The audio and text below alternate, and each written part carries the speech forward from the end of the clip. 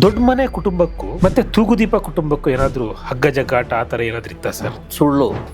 ನನ್ನ ಎದುರೇ ಸಾಕ್ಷಾತ್ ಮೀನಮ್ಮ ತೂಗುದೀಪ ಶ್ರೀನಿವಾಸ ಮಿಸಸ್ ಹೇಳಿದ ಪ್ರಕಾರ ಅಣ್ಣವರು ಯಾವುದು ಆ್ಯಕ್ಟ್ ಮಾಡ್ತಾರೋ ಆ ಸಿನಿಮಾದ ಕಲಾವಿದರ ಲಿಸ್ಟ್ ಇದೆಯಲ್ಲ, ಅದರಲ್ಲಿ ಫಸ್ಟ್ ಲಿಸ್ಟಲ್ಲೇ ತೂಗುದೀಪ ಶ್ರೀನಿವಾಸ ಹೆಸರಿರ್ತಾ ಇತ್ತು. ಸರ್, ಇವು ನೀವು ಮಾತಾಡ್ತಾ ಹೇಳಿದ್ರಿ ಸರ್, ಮುಪ್ಪ ಕೃಪಾ ಅಂದರೆ ಮುತ್ತುರಾಜ್ ಮತ್ತೆ ಪಾರ್ವತಮ್ಮ ಅಂತ ಹೇಳಿದ್ರಿ. ಅದನ್ನ ಕೆಲವು ಕಿಡಿಗೇಡಿಗಳು ಅದಲ್ಲ, ಮುತ್ತುರಾಜ್ ಪಾರ್ವತಮ್ಮ ಕೃಪಾ ಅಲ್ಲ, ತೂಗುದೀಪ ಶ್ರೀನಿವಾಸಕ್ಕೆ ಸಂಬಂಧಪಟ್ಟ ಹಿರಿಯರು ಯಾರೋ ಹೆಸರಿದೆ, ಏನೋ ಒಂದು ಹೆಸರು ಹೇಳಿ ದಾರಿ ತಪ್ಪಿಸುವಂತ ಪ್ರಯತ್ನ ಪಟ್ಟರು.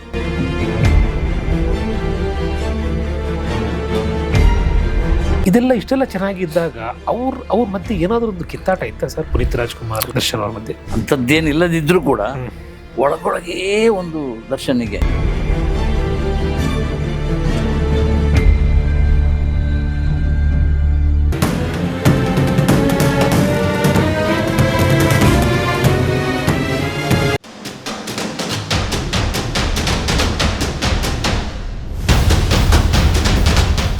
ಹಾಯ್, ಹಲೋ, ನಮಸ್ಕಾರ, ವೆಲ್ಕಮ್ ಟು ಬಿಯಾಂಡ್ ಲಿಮಿಟ್ಸ್. ನಾನು ವಂಶಿತ್. ಆನ್ ದ ರೆಕಾರ್ಡ್ನ ಮತ್ತೊಂದು ಸಂಚಿಕೆಗೆ ಸ್ವಾಗತ. ನಮ್ಮ ಜೊತೆ ಇದ್ದಾರೆ ಹಿರಿಯ ಸಿನಿ ಪತ್ರಕರ್ತ ಗಣೇಶ್ ಕಾಸರಗೋಡ್ ಸರ್. ಸರ್ ನಮಸ್ತೆ.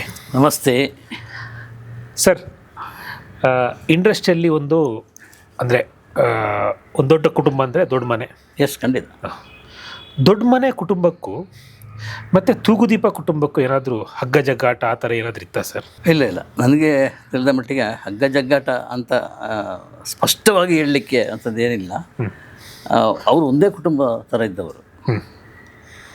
ಈಗ ಒಂದು ಫಸ್ಟ್ ಲಿಸ್ಟಲ್ಲೇ ಅವರ ಹೆಸರು ಇರ್ತಾ ಇತ್ತು, ತೂಗುದೀಪ ಶ್ರೀನಿವಾಸ. ಅಣ್ಣವರು ಯಾವುದು ಆ್ಯಕ್ಟ್ ಮಾಡ್ತಾರೋ ಆ ಸಿನಿಮಾದ ಕಲಾವಿದರ ಲಿಸ್ಟ್ ಇದೆಯಲ್ಲ, ಅದರಲ್ಲಿ ಫಸ್ಟ್ ಲಿಸ್ಟಲ್ಲೇ ತೂಗುದೀಪ ಶ್ರೀನಿವಾಸ ಹೆಸರು ಇರ್ತಾ ಇತ್ತು. ಅದು ಕಡ್ಡಾಯವಾಗಿ. ಅದು ವರದಪ್ಪಣ್ಣನೂ ಅಷ್ಟೇ, ಪಾರ್ವತಮ್ಮನೂ ಅಷ್ಟೇ, ರಾಜ್ಕುಮಾರ್ ಅಷ್ಟೇ. ಅವರಿಗೊಂದು ಬೇರೆ ಒಂದು ಸ್ಥಾನ ಕೊಟ್ಟಿದ್ದಾರೆ. ಸೊ ಆದ್ದರಿಂದ ಹಗ್ಗ ಜಗ್ಗಾಟ ಅಂತ ಹಾಗೇನಿಲ್ಲ. ಬಟ್ ಏನೋ ಅದು ವಿಲ್ಲನ್ ಪಾತ್ರ ಮಾಡ್ತಾ ಇದ್ದವರು ಅವರು. ಮತ್ತು ಸಾಫ್ಟ್ ಪಾತ್ರನೂ ಮಾಡಿದ್ದಾರೆ ಸಾಕಷ್ಟು. ಅದಲ್ಲದೆ ಅವರ ಮನೆಗೆ, ತೂಗುದೀಪ ಶ್ರೀನಿವಾಸರ ಮನೆಗೆ ಮೂಪಾ ಕೃಪಾ ಅಂತ ಹೆಸರಿಟ್ಟಿದ್ದಾರೆ. ಓಕೆ. ಮೂಪಾ ಕೃಪಾ ಅಂದರೆ ಮುತ್ತುರಾಜ ಪಾರ್ವತಮ್ಮ ಕೃಪಾ. ಓಕೆ. ಅದನ್ನು ಕೆಲವು ಕಿಡಿಗೇಡಿಗಳು ಅದಲ್ಲ, ಮುತ್ತುರಾಜ ಪಾರ್ವತಮ್ಮ ಕೃಪಾ ಅಲ್ಲ, ತೂಗುದೀಪ ಶ್ರೀನಿವಾಸಕ್ಕೆ ಸಂಬಂಧಪಟ್ಟ ಹಿರಿಯರು ಯಾರೋ ಹೆಸರಿದೆ, ಅದು ಏನೋ ಒಂದು ಹೆಸರು ಹೇಳಿ ದಾರಿ ತಪ್ಪಿಸುವಂಥ ಪ್ರಯತ್ನ ಪಟ್ಟರು. ಕೆಲವರು ಹಿರಿಯ ಪತ್ರಕರ್ತರು ಅಂತ ಹೇಳಿಸ್ಕೊಂಡವರೇ ಓಕೆ ಯಾರು ಇದ್ದಾರೆ, ಅವರು ಸರಾಗವಾಗಿ ಹೇಳಲಿಕ್ಕೆ ಸುಳ್ಳು. ಬಟ್ ನನ್ನ ಎದುರೇ ಸಾಕ್ಷಾತ್ ಮೀನಮ್ಮ ಇವರ ತೂಗುದೀಪ ಶ್ರೀನಿವಾಸ ಮಿಸಸ್ ಹೇಳಿದ ಪ್ರಕಾರ ಅದು ಮುತ್ತುರಾಜ್ ಪಾರ್ವತಮ್ಮ ಕೃಪಾ. ಯಾಕೆ ಅಂದರೆ ಅದನ್ನು ಕಟ್ತಾ ಇರುವಾಗ ಸ್ವಲ್ಪ ದುಡ್ಡಿನ ಅವಶ್ಯಕತೆ ಬಿತ್ತು.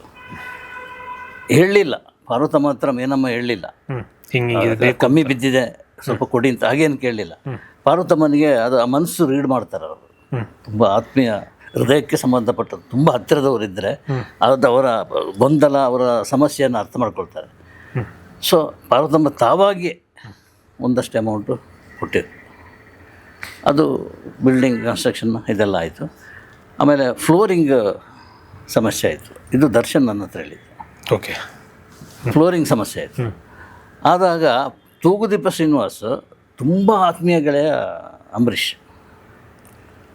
ಹತ್ರ ಸ್ವಲ್ಪ ಒಂದು 10,000 ಸಾಲ ಅಡ್ವಾನ್ಸ್ ಆ ಟೈಮಲ್ಲಿ 10,000 ಅಂದರೆ ತುಂಬ ದೊಡ್ಡ ಅಮೌಂಟು ಕೊಡಯ್ಯ ಅಂತೇಳಿ ತಗೋ ಅಂತ ಕೊಟ್ಟರು.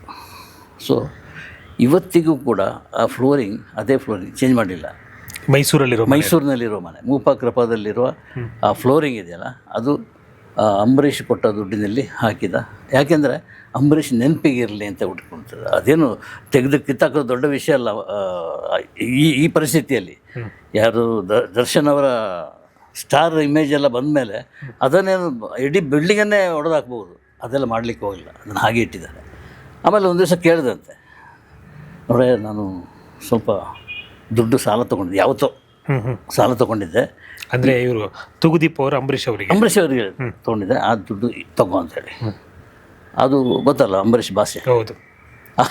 ಭಾಷೆ ಬಂತು. ಇಲ್ಲ, ಅದು ನಿನಗೆ ನಾನು ಕೊಟ್ಟಿದ್ದು, ಅದು ಸಾಲ ಅಂತ ಅಲ್ಲ, ನನ್ನ ಮನೆ ಅದು, ನೀನು ಅದನ್ನು ಉಪಯೋಗಿಸ್ಕೊಂಡಿದ್ದೆ, ನಾನು ತುಂಬ ಖುಷಿ ಅಂತೇಳಿ ಅಂಬರೀಷ ಅದನ್ನು ತಗೊಳ್ಳಿಲ್ಲ, ಆ ಅಮೌಂಟನ್ನು ತಗೊಳ್ಳಿಲ್ಲ. ಇದು ಈ ಹಿನ್ನೆಲೆ ಇರುವಂಥ ಒಂದು ಅದ್ಭುತವಾದ ಮನೆ ಅದು. ಓಕೆ, ಅಲ್ಲಿ ಈಗ ಮೀನ ಮನೆ ಇರೋದು. ಓಕೆ, ಹೌದೌದು. ಆದ್ದರಿಂದ ಅದೇ ಫಸ್ಟ್ ಲಿಸ್ಟ್ನಲ್ಲಿ ತೂಗುದೀಪ ಶ್ರೀನಿವಾಸ್ ಅವರ ಹೆಸರು ಬರ್ತಾಯಿತ್ತು. ಯಾವುದೇ ಕ್ಯಾರೆಕ್ಟ್ರ್ ಲೆಕ್ಕಾಚಾರ ಮಾಡ್ತಾಯಿದ್ದಿಲ್ಲ, ಅದು ವಿಲನ್ ಆದರೆ ಓಕೆ, ಪೋಷಕ ಪಾತ್ರ ಆದರೆ ಓಕೆ, ಈಗಿನಿಂದಲ್ಲ, ಆರಂಭದಿಂದಲೂ ಹಾಗೆ. ಬಟ್ ಅವ್ರಿಗೊಂದು ಪಾತ್ರ ಅವ್ರ ಸಿನಿಮಾದಲ್ಲಿ ಇರಲೇಬೇಕು. ಅದು ಕಂಡೀಷನ್ ಹಾಕಿದ್ದು ಇವರಲ್ಲ, ತೂಗುದೀಪ ಶ್ರೀನಿವಾಸ ಅಲ್ಲ, ಈ ಫ್ಯಾಮಿಲಿ, ದೊಡ್ಡ ಮನೆ ಫ್ಯಾಮಿಲಿ. ಅದು ಆ ಮನೆ, ಮೂಪಕೃಪ ಮನೆ, ಇದು ದೊಡ್ಡ ಮನೆ.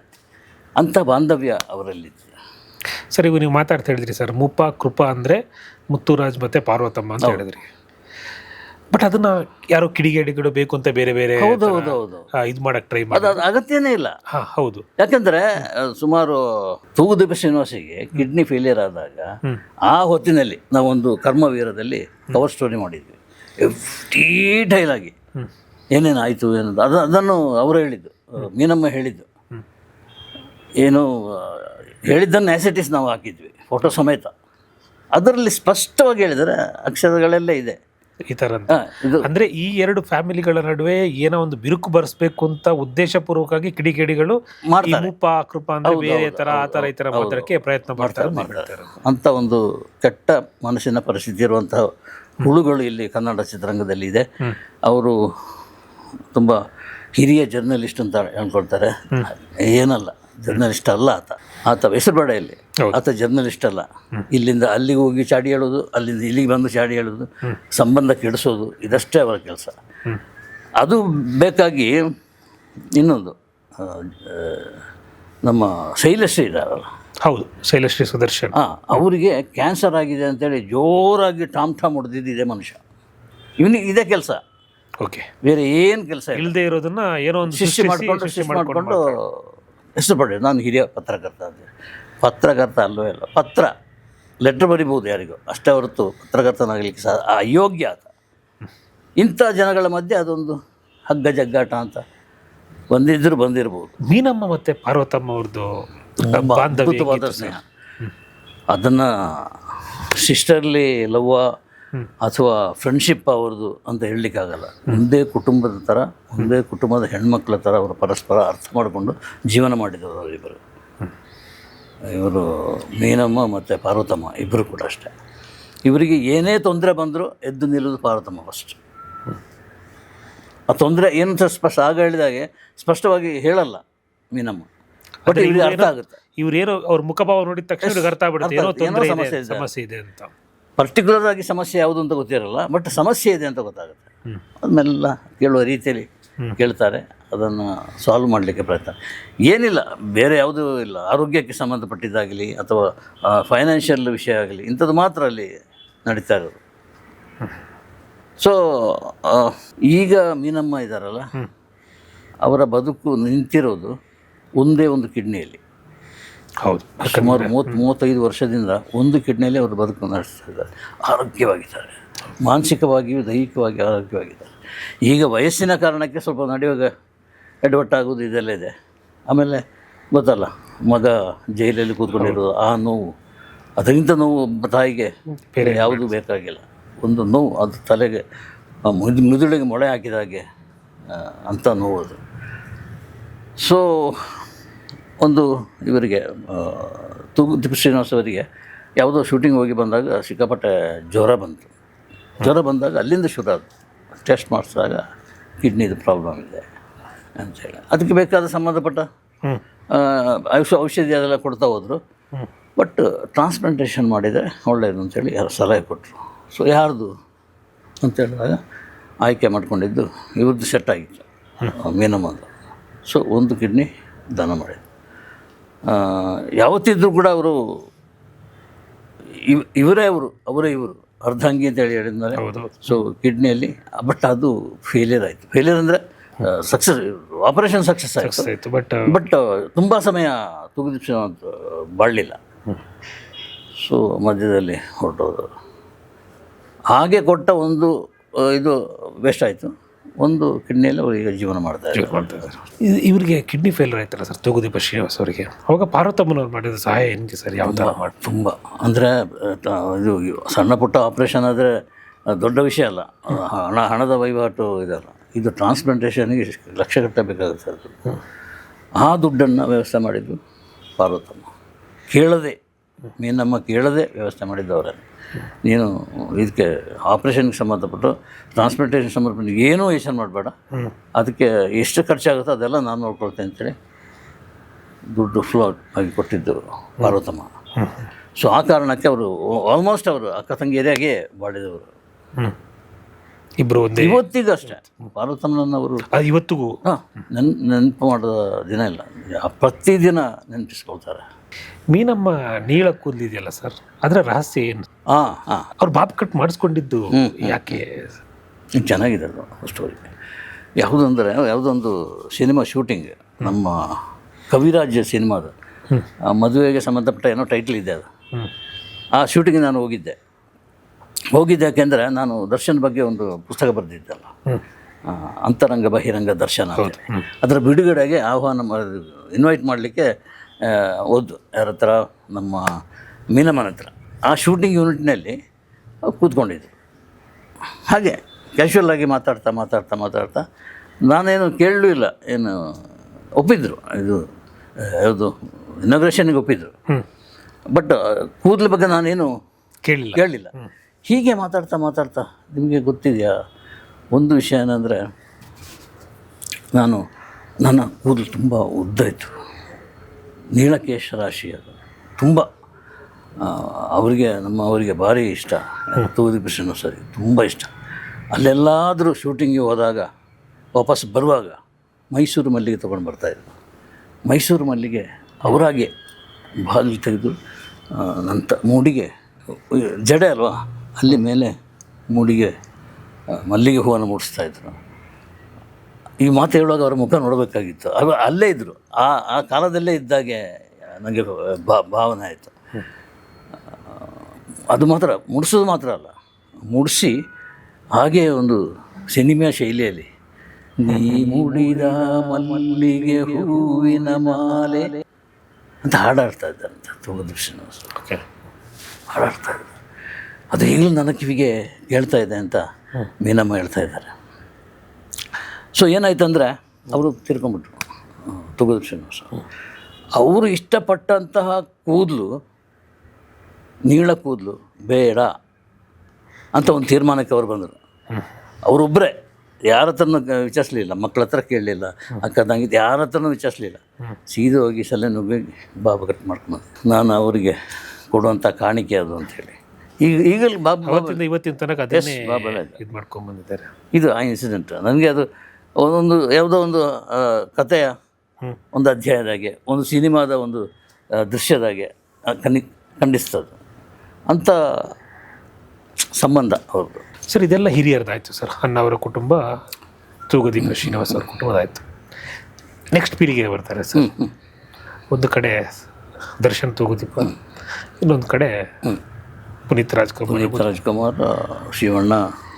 ಬಟ್ ಇದೆಲ್ಲ ಇಷ್ಟೆಲ್ಲ ಚೆನ್ನಾಗಿದ್ದಾಗ ಅವ್ರ ಮಧ್ಯೆ ಏನಾದರೂ ಒಂದು ಕಿತ್ತಾಟ ಇತ್ತಾ ಸರ್? ಪುನೀತ್ ರಾಜ್ಕುಮಾರ್, ಅಪ್ಪು ಮತ್ತು ದರ್ಶನ್ ಅವ್ರ ಮಧ್ಯೆ ಅಂಥ ಗಾಢವಾದ ಫೈಟು ಅದು ಇದು ಅಂತೇಳಿ ಅಂಥದ್ದೇನಿಲ್ಲದಿದ್ದರೂ ಕೂಡ ಒಳಗೊಳಗೇ ಒಂದು ದರ್ಶನಿಗೆ ಒಂದು ಫೀಲ್ ಇತ್ತು. ಆ ಫೀಲಿಗೆ ಕಾರಣ ಏನಂದರೆ ಅಲ್ಲಿ ಯಾವುದೋ ಒಂದು ಕ್ಯಾಮರಾದು. ಹೌದು, ಎಸ್. ದರ್ಶನ ನೀನಾಸಂನಲ್ಲಿ ಕಲಿತು ಬರ್ತಾರಲ್ಲ, ಬಂದಾಗ ಯಾರು ಅವಕಾಶ ಕೊಡೋಲ್ಲ. ಯಾಕೆಂದರೆ ನೀನಮ್ಮ ಕರ್ಕೊಂಡು ಎಲ್ಲ ಪ್ರೊಡ್ಯೂಸರ್ ಮನೆಗೆ, ಡೈರೆಕ್ಟರ್ ಮನೆಗೆ ಕರ್ಕೊಂಡು ಹೋಗ್ತಾರೆ. ಈ ಬೇತಾಳನ್ನು ಯಾರು ಹೀರೋ ಅಂತ ಒಪ್ಕೊಳ್ತಾರೆ ಅಂತ ತಮಾಷೆ ಮಾಡಿದವರು ತುಂಬ ಜನ ಇದ್ದರು. ಆಗ ಬೇತಾಳ, ಇವಾಗ ಅದೇ ಕಟೌಟ್. ಅದು ಯಾವ ರೀತಿಯ ಬದಲಾಗುತ್ತೆ ಎಂಬತಕ್ಕ ಕಾಲ ನಿರ್ಣಯ ಮಾಡ್ತದೆ ಅಂತೇಳಿ. ಸೊ ಅವಕಾಶ ಸಿಗಲಿಲ್ಲ. ಕೊನೆಗೆ ಏನು ಮಾಡೋದಂದರೆ ಮತ್ತೆ ರಾಜ್ಕುಮಾರ್ ಫ್ಯಾಮಿಲಿಯ ಜೊತೆ ಅವರ ಯೂನಿಟ್ನಲ್ಲಿ ಇವರು ಗೌರಿಶಂಕರ್ ರಕ್ಷಿತ್ ಅವರ ಅಪ್ಪ ಮಮತಾ ರಾವ್ ಅವರ ಮೊದಲ ಪತಿ ಸೊ ಅವರು ಕೆಲಸ ಮಾಡ್ತಾ ಇರ್ತಾರೆ ಅವರೆಲ್ಲ ಫಿಲ್ಮಿಗೆ. ಇವನು ದರ್ಶನನ್ನು ಏನು ಮಾಡೋದು ಅಂತ ಒಂದು ಮೀನಮ್ಮನಿಗಿಂತ ಹೆಚ್ಚು ಚಿಂತೆ ಅದು ಪಾರ್ವತಮ್ಮನಿಗೆ. ಸೊ ಅವ್ರ ಜೊತೆ ಸೇರಿಸ್ತಾರೆ. ಅದು ಲೈಟ್ ಬಾಯ್ ಆಗಿ ಇಲ್ಲಿ ನೀನಾಸಮಲ್ಲಿ ಅಲ್ಲ ಇಲ್ಲ, ಇಲ್ಲಿ ವಜ್ರೇಶ್ವರಿ ಯೂನಿಟಲ್ಲಿ ರಾಜ್ಕುಮಾರ್ ಯೂನಿಟಲ್ಲಿ ಓಕೆ ಸೇರಿಸ್ತಾರೆ. ಕೆಲಸ ಶುರು ಮಾಡ್ಬಿಡ್ತಾರೆ. ಈ ಲೈಟೆಲ್ಲ ಸರಿ ಮಾಡೋದು, ಆಮೇಲೆ ಇದನ್ನು ಎಳೆಯೋದು, ಏನೇನು ಅದಕ್ಕೆ ಸಂಬಂಧಪಟ್ಟ ಕ್ಯಾಮ್ರಾಕ್ಕೆ ಸಂಬಂಧಪಟ್ಟ ಏನೇನು ಕೆಲಸ ಇದೆಯೋ ಆರಂಭಿಕ ಕೆಲಸವನ್ನು ಮಾಡ್ಲಿಕ್ಕೆ ಶುರು ಮಾಡಿದರು. ಏನು ಬೇಜಾರಿಲ್ಲದೆ ಮಾಡ್ತಾಯಿದ್ರು ದರ್ಶನ್ ಅವರು. ಮಾಡ್ತಾ ಇರುವಾಗ ಪುನೀತ್ ಎಲ್ಲ ಚಿಗುರುಕೊಳ್ತಾಯಿದ್ರು. ನಾಯಕನಾಗುವಂಥ ಒಂದು ಸಂದರ್ಭದಲ್ಲಿ ಪಾರ್ವತಮ್ಮ ಇವನಿಗೊಂದು ಲೈಫ್ ಕೊಡಬೇಕು ಅಂತ, ಯಾರಿಗೆ ನಮ್ಮ ದರ್ಶನಿಗೆ ಒಂದು ಒಳ್ಳೆ ಲೈಫ್ ಕೊಡಬೇಕು, ಒಳ್ಳೆ ಕ್ಯಾಮರಾಮನ್ ಆಗಬೇಕು. ಗೌರಿಶಂಕರ್ ಹೇಗೋ ಅವರನ್ನು ಮೀರಿಸುವಂಥ ಒಬ್ಬ ಕ್ಯಾಮರಾಮನ್ ಆಗಬೇಕು ಅಂತೇಳಿ ಒಂದು ಒಳ್ಳೆ ಕ್ಯಾಮರಾ ತರಿಸ್ತಾನೆ ಅಂತೇಳಿ ತಾವೇ ತೀರ್ಮಾನ ಮಾಡ್ಕೊಂಡು ಒಂದು ಕ್ಯಾಮರಾ ತರಿಸಿದರು. ತರಿಸಿದಾಗ ದರ್ಶನಿಗೆ ಒಂದು ಗುಮಾನಿ ಬರ್ಲಿಕ್ಕೆ ಶುರು ಆಯಿತು. ಸೊ ನಾನು ನನ್ನ ಕ್ಯಾಮರಾದಲ್ಲಿ ಹಿಂದೆನೇ ಹೌದು ಉಳಿಸ್ಬಿಡ್ತಾರೆ, ಕ್ಯಾಮರಾ ಮುಂದೆ ತರೋದಿಲ್ಲ ಇವರು. ಕ್ಯಾಮರಾ ಮುಂದೆ ತರಲಿಕ್ಕೆ ಇಷ್ಟಪಟ್ಟಿದ್ದು ಪುನೀತನ್ನ ಅಂತ ಒಂದು ವಿಷಯ ತಲೆ ಒಳಗೆ ಹೋಗ್ಬಿಡ್ತದೆ ದರ್ಶನ್ ಅವರಿಗೆ. ಅವಾಗ ಏನಾದರೂ ತೆರೆ ಹಿಂದೆ ಕೆಲಸ ಮಾಡೋಂಥ ಆಸೆ ಏನಾದರೂ ಇತ್ತಾ ಸರ್? ಇಲ್ಲ, ಒಂದು ಕೆಲಸ ಬೇಕು, ಯಾವುದೇ ಕೆಲಸ ಆದರೂ ಪರವಾಗಿಲ್ಲ ಅಂತೇಳಿ. ಆಗ ಈ ಮೆಜೆಸ್ಟಿಕ್ ಕರಿಯ ಇದೆ ಯಾವುದು ಬಂದಿರಲಿಲ್ಲ. ಬಟ್ ಅವಾಗ ಅವ್ರು ಮನಸ್ಸು ಮಾಡಿರೋ ಒಂದು ಯಾವುದೋ ಒಂದು ಚಾನ್ಸ್ ಕೊಡಿಸ್ಲೂಬೋದಿತ್ತಲ್ಲ. ಯಾರು ಬೇಕಾದ್ರೆ ಕೊಡ್ಬೋದು. ಇವಾಗ ವಜ್ರೇಶ್ವರಿ ಕಂಪನಿ ಕೊಡ್ಬೋದು, ಖಂಡಿತ ಕೊಡ್ಬೋದಿತ್ತು. ನಿಮಗೆ ಆ ಕೋಪ ತಪ್ಪು ಅಂತ ಅನಿಸುತ್ತೆ ಸರ್? ಯಾವುದು ದರ್ಶನ್ ಅವ್ರಿಗೆ ಅಂದರೆ ತಪ್ಪು ಇದು ಅನಿಸಿಕೆ, ತಪ್ಪು ಅನಿಸಿಕೆ ಮಿಸ್ಅಂಡರ್ಸ್ಟ್ಯಾಂಡಿಂಗ್ ಇದೆಲ್ಲ ಅದು ಹಾಗೆ ಆಗಿದೆ. ಅದು ಆ ವಯಸ್ಸಿಗೆ ಅದು ಹಾಗೆ ಅನಿಸ್ತೇನೋ ಗೊತ್ತಿಲ್ಲ. ಅದ್ರ ನಂತರ ಅದು ಸ್ಪಷ್ಟವಾಗಿ ನಮ್ಮ ಕ್ಯಾಮರಾ ಮುಂದೆ ಹೇಳಿದ್ದು, ದರ್ಶನ್ ಹೇಳಿದ್ದು. ಅದು ಒಂದ್ಸಲ ಮೈಸೂರಿನ ಅವರ ಫಾರ್ಮ್ ಹೌಸಿಗೆ ಹೋದಾಗ ಅದು ತುಂಬ ಗರಂ ಆಗಿದ್ದು. ದರ್ಶನ್ ಕ್ಯಾಮರಾ ಮುಂದೆನೇ ಹೇಳಲಿಕ್ಕೆ ಶುರು ಮಾಡೋದು, ನನ್ನ ಹತ್ರ ಇರುವುದು ಇದೇ ವಿದೇಶಿ ಕಾರು, ಪುನೀತ್ ಹತ್ರ ಇರುವುದು ಇದೇ ವಿದೇಶಿ ಕಾರು. ಅದು ಹೇಳೋ ಅಗತ್ಯನೇ ಇರಲಿಲ್ಲ. ಒಂಥರ ಒಳಗಿನ ಇದ್ದಿದೆಯಲ್ಲ ಅದು ಸ್ಫೋಟ ಆಗೋಯ್ತು. ಅಲ್ಲಿದೊಂದು ಅಹಂ ಬಂದ್ಬಿಡ್ತು ಅನ್ಸುತ್ತಲ್ಲ ಸರ್, ನಾನು ಬೆಳಿಬೇಕು, ಹೌದು ನಿಂತ್ಕೋಬೇಕು, ಅದು ಎಲ್ರಿಗಿರುವಂಥದ್ದೇ. ಅದು ಅಲ್ಲಿ ಬೇಕಾಗಿರಲಿಲ್ಲ ಅಂತ ನನ್ನ ವೈಯಕ್ತಿಕವಾದ ಅನಿಸಿಕೆ. ಯಾಕಂದರೆ ಅದು ದೊಡ್ಡ ಮನೆ, ಅದು ಅಂಥ ಕುಟುಂಬ ಮಾಡಿರೋದನ್ನ ನೀವು ಹೇಳಿಬಿಟ್ಟೆ ತೋರಿಸ್ಬೇಕಾಗಿಲ್ಲ, ನೀವು ಜನರಿಗೆ ಗೊತ್ತಾಗಿದೆ. ಬೇರೆ ಅದ್ರ ಹಿನ್ನೆಲೆ ಕಥೆನ ಹೇಳಬೇಕಾಗಿಲ್ಲ, ನಾನು ಹೇಳಿದೆ ಈಗ. ಹೌದೌದು, ಅದ್ರ ಹಿನ್ನೆಲೆಯ ಕಥೆ ಇದು. ಸೊ ಅದು ಸ್ಪಷ್ಟವಾಗಿ ಇದಾಯಿತು. ಒಳಗಡೆ ಏನೋ ಹಗ್ಗ ಜಗ್ಗಾಟ ಇಲ್ಲಿರೋದು, ಹಗ್ಗ ಜಗ್ಗಾಟ. ಸೊ ಇದೊಂದೇ ಕಾರಣ. ಬಟ್ ಅದು ತುಂಬ ವರ್ಷಗಳ ಕಾಲ, ಅಂದರೆ ಹತ್ರ ಪುನೀತ್ ಅವರು ಸ್ವಲ್ಪ ದಿನ ತೀರೋದ ಮೇಲೇನೂ ಆ ಮ್ಯಾಟ್ರ್ಗಳು ಬಂತು ಸರ್. ತೀರೋದ ಮೇಲೆ ಬಂತು ಅದು. ಯಾಕಂದರೆ ಅದು ಅಲ್ಲಿ ಕಾರುಗಳ ವಿಷಯಕ್ಕೆ ಗಲಾಟೆ ಅಂದರೆ ಒಂದು ಜೋರಾಗಿ ಮಾತಾಡಿದೆ. ಯಾಕೆಂದರೆ ಸಿಕ್ಕಾಪಟ್ಟೆ ಮಳೆ ಬರ್ತೈತೆ ಆ ದಿವಸ. ಇಲ್ಲಿ ದರ್ಶನನ್ನು ಕಾಯ್ತಾ ಇದ್ರು. ಇಡೀ ಕ್ಯಾಮರಾ ಸೆಟ್, ಇಡೀ ಚಾನಲ್ಲೇ ಅಲ್ಲಿ ಇದ್ಕೊಂಬಿಟ್ಟಿತ್ತು. ಎಷ್ಟಂದ್ರೆ ಅದು ಮೇಯ್ನ್ ರೋಡ್, ಅದು ವೆಹಿಕಲ್ ಹೋಗುವಾಗ ಯಾರಾದರೂ ಒಬ್ಬರು ಕ್ಯಾಮರಾಮನ್ನ ಸಂಬಂಧಪಟ್ಟ ಹುಡುಗರು ಬಿದ್ದುಬಿಟ್ರೆ ಅದು ಪೂರ್ತಿ ದರ್ಶನ ಮೇಲೆ ಬರ್ತದೆ ಅಂತ ಆತನಿಗೆ ಆತಂಕ. ಸೊ ಇದಿತ್ತು, ಆತಂಕ ಇತ್ತು ಆತನಿಗೆ. ಆತಂಕದ ಮಧ್ಯೆ ನೀವು ಏನು ಮಾಡ್ತಾಯಿದ್ದೀರಿ ಅಂತ, ಅದು ABCD ಎಲ್ಲ ಭಾಷೆ, ಅಂಬರೀಷ್ ಭಾಷೆ ಇದೆ, ಎಲ್ಲ ಸಂಸ್ಕೃತ ಅಂತ ಹೇಳಿ ಸಂಸ್ಕೃತಕ್ಕೆ ಕೆಟ್ಟದಾಗಿ ಮಾಡೋದು ಅಂಥ ಭಾಷೆಯಲ್ಲೇ ಬೈದಿದ್ದಾನೆ. ಅದು ಈಗಲೂ ರೆಕಾರ್ಡಾಗಿ ಉಳ್ಕೊಂಡಿದೆ. ಅದು ಇದರೆಲ್ಲ ಹಿನ್ನೆಲೆಯಲ್ಲಿ ಅವರಿಗೆ ಹಗ್ಗ ಜಗ್ಗಾಟ ಇತ್ತು ಅನ್ನೋದು ಪ್ರೂವ್ ಆಗಿದೆ. ಇದೆಲ್ಲ ನಾನು ಹೇಳಲಿಕ್ಕೆ ಕಾರಣ ಏನಂದರೆ, ದರ್ಶನ್ಗೂ ನನಗೂ ಯಾವ ಕಾಲದಿಂದಲೂ ಇದ್ದಂಥ ಒಂದು ಪರಸ್ಪರ ಸ್ನೇಹ ಸಂಬಂಧ, ಅಂತಿಂಥದ್ದಲ್ಲ, ತುಂಬ ಒಳ್ಳೆಯ ಸಂಬಂಧ ನಮ್ಮಲ್ಲಿತ್ತು. ಬಟ್ ನನಗೆ ಈಗ ಒಬ್ಬನೇ ಕೂತ್ಕೊಂಡು ಯೋಚನೆ ಮಾಡುವಾಗ ಇದೆಲ್ಲ ನಡೆದಿದ್ದ ಹೌದಾ, ಯಾರೋ ಒಬ್ಬ ತರ್ಕಲಾಂಡಿ ಪತ್ರಕರ್ತ ಯಾರೋ ಹೇಳೋ ಹಾಗೆ ಎಲ್ಲ ಬೂಸು ಬಿಡ್ತಾ ಇದ್ದಾನೆ ಹಾಗೆ ಹೀಗೆ ಅಂತೇಳಿ ನನಗೇ ಅನಿಸುತ್ತೆ. ಬಟ್ ಇದು ಫ್ಯಾಕ್ಟ್ ನಡೆದಿರೋದು. ಇಲ್ಲಾಂದರೆ ನಾನು ಕ್ಯಾಮರಾ ಮುಂದೆ ಇಷ್ಟು ರಾಜಾರೋಷವಾಗಿ ಹೇಳಲಿಕ್ಕೆ ಆಗಲ್ಲ. ದರ್ಶನ್ ಇಲ್ಲಿ ಮೆಜೆಸ್ಟಿಕ್ ಕಾಲದಿಂದ ನನಗೆ ಪರಿಚಯ. ತುಂಬ ಕ್ಲೋಸ್ ಆಗಿದ್ದು ನಮ್ಮ ಪ್ರೀತಿಯ ರಾಮು ಸಿನಿಮಾದ ಸಂದರ್ಭದಲ್ಲಿ. ಆಗ ತನ್ನ ಲೈಫಿನ ಎಲ್ಲ ಬೀಳುಗಳನ್ನು ಹೇಳಿರಲಿಲ್ಲ, ಆಗ ಬೀಳುಗಳನ್ನು ಹೇಳ್ಕೊಂಡ ಮನುಷ್ಯ. ಬೆಳ್ಳಂಬೆಳಗ್ಗೆ ಹೇಳ್ತಿದ್ದಿದ್ದು, ಯಾವುದೂ ಇಲ್ಲ, ಕೆಲಸ ಇರಲ್ಲ ಮನೆಯಲ್ಲಿ, ಮೈಸೂರಿನ ಮನೆಯಲ್ಲಿ ಗಂಜಲ ತೆಗಿತಾ ಇದ್ದಿದ್ದು, ನೆಲ ಒರೆಸ್ತಾ ಇದ್ದಿದ್ದು, ಆಮೇಲೆ ತಾನೇ ಹಾಲು ಕರಿತಾ ಇದ್ದಿದ್ದು, ಬಕೆಟನ್ನು ಇಲ್ಲಿ ಇಟ್ಕೊಂಡು ಹಾಲು ಕರಿತಾ ಇದ್ದಿದ್ದು, ಆ ಬಕೆಟನ್ನು ಇಟ್ಕೊಂಡು ಸೈಕಲ್ನ ಇಟ್ಕೊಂಡು ಮನೆಗೆ ಇದು ಹಾಲನ್ನು ಮಾರ್ತಾ ಇದ್ದಿದ್ದು.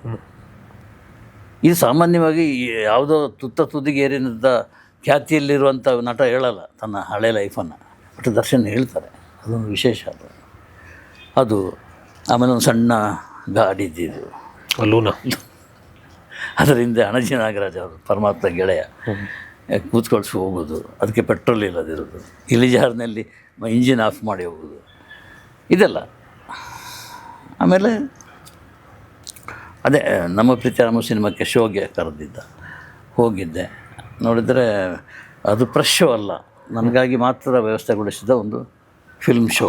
ಹೌದೌದು, ಆಗ ನಾನು ವಿಜಯ ಕರ್ನಾಟಕದಲ್ಲಿದ್ದೆ.